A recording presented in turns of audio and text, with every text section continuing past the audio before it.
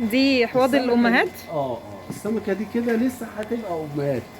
ده عمرها حوالي مثلا سنه ونص. عشان تبقى بتقعد 4 سنين عندنا هنا في مصر.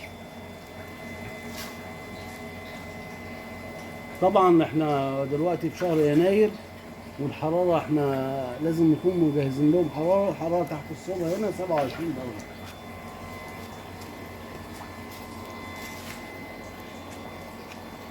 دول نوعين، النوع الالبينو والنوع الازرق العادي الازرق. الالبينو ده اللي هو ما فيهوش لون، يعني بيبقى لونه ابيض. التاني بلو ستريبت اللي هو اللي لونه ازرق. العلف ده ايه بقى وتركيز البروتين فيه قد العلف ايه؟ ده جزء منه اكسترودر وجزء منه انا عامله على ايديا.